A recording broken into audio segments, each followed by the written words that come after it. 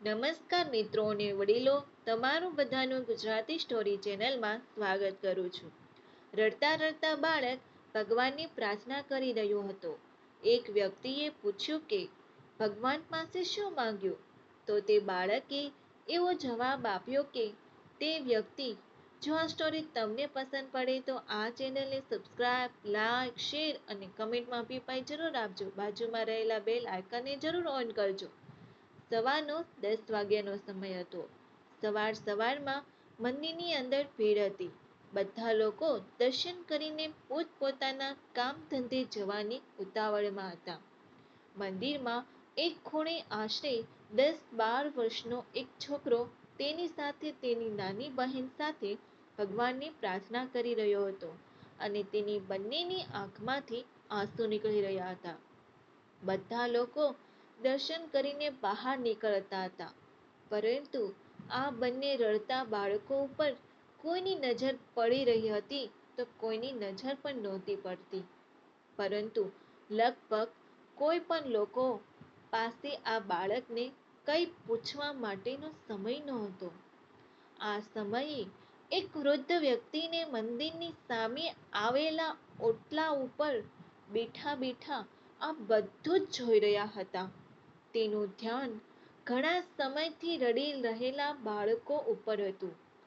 મંદિરમાં ભીડ ઓછી થતાં એ વૃદ્ધ વ્યક્તિ ઊભા થઈને બાળક પાસે આવે છે.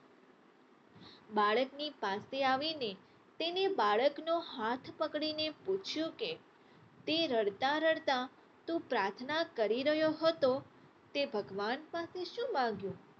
ત્યારે બાળકે જવાબ આપતા કહ્યું કે આટલા બધા માણસો અહીંયા આવ્યા ને ગયા, કોઈએ મને કંઈ પૂછ્યું નથી અને મારી સામે પણ જોયું નથી, તો તમે કેમ મને આ બધું પૂછી રહ્યા છો?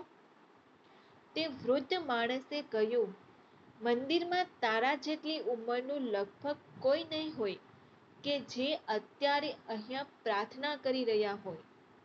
હું ઘણા સમયથી તને રડતા રડતા ભગવાનને પ્રાર્થના કરી રહેલો જોઈ રહ્યો હતો, એટલે મેં તને ભગવાન પાસે શું માંગી રહ્યો છે તે પૂછ્યું. હવે તારે મને તારી તકલીફ તો કહેવી જ પડશે.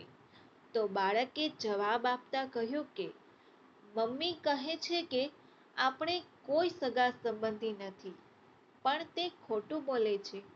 કારણ કે સગા સંબંધી તો બધાને હોય જ, પણ ગરીબના કોઈ સગા નથી બનતા.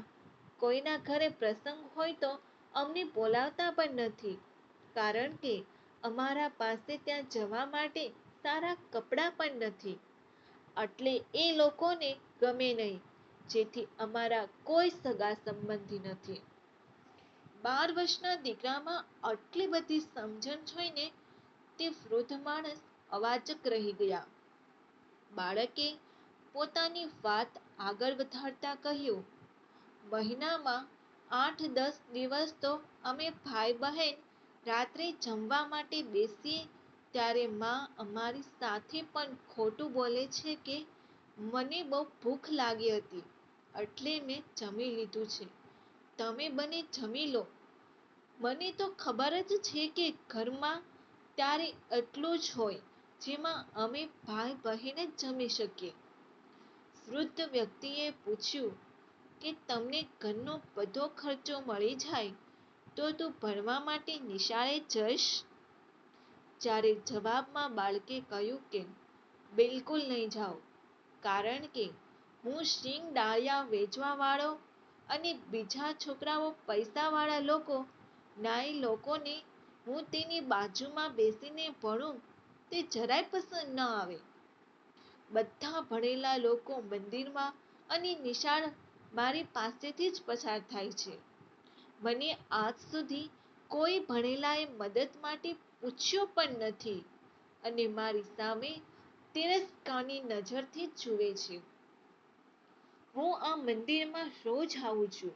મારા પિતાજીને આ મંદિરમાં આવતા દરેક લોકો ઓળખે છે, પણ કોઈએ હજુ સુધી મારી સામે પ્રેમથી જોયું પણ નથી.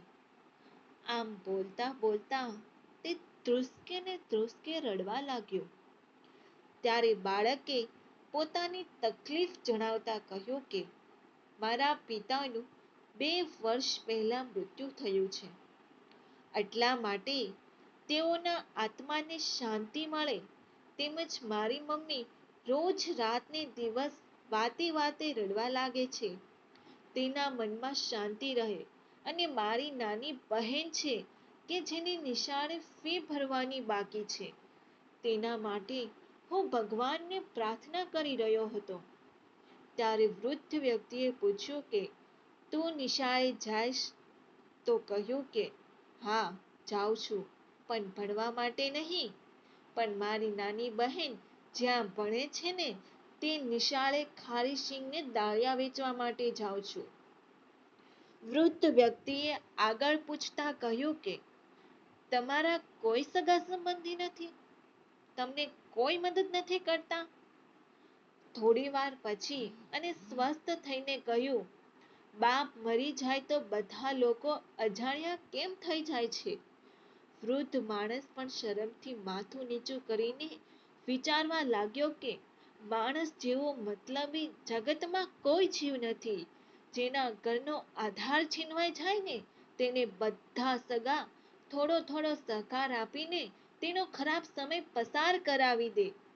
તો આ સંતાનો પણ જીવનભર કોઈ પણ વ્યક્તિ બીજા કોઈ પણને મદદની જરૂર પડે તો બાજુમાં ઊભા રહી જાય. પણ આપણે આ કેવા સમાજની રચના કરી છે જેમાં આવી રીતે તકલીફમાં પડેલા પરિવારોની સામે પણ જોતા નથી. મનુષ્યના જીવનમાં ઘણી બધી જાતના અલગ અલગ તબક્કા આવતા જ હોય છે. કોઈ માણસ ખૂબ જ સુખી હોય ત્યારે કોઈ માણસ બધી જ ભૌતિક સુખ સગવડતાનો ભોગવીને આનંદ કરે તેવી પરિસ્થિતિ હોય છે. અને બીજી બાજુ અમુક માણસો આખો દિવસ કાળી મજૂરી કરે ત્યાર પછી તેને માંડ માંડ 2 ટકનું જમવાનું નસીબ થાય છે. આ જીવન ચક્રમાંથી મોટા ભાગના માણસોને પસાર થવું પડે છે. જો આ સ્ટોરી તમને પસંદ પડી હોય તો દરેક લોકો જોડે સાથે શેર કરજો. આવી સ્ટોરી સાંભળવા માટે આ ચેનલને સબસ્ક્રાઇબ, લાઈક, શેર અને કમેન્ટમાં અભિપ્રાય જરૂર આપજો. બાજુમાં રહેલા બેલ આઇકનને જરૂર ઓન કરજો. સાંભળવા માટે તમારો આભાર.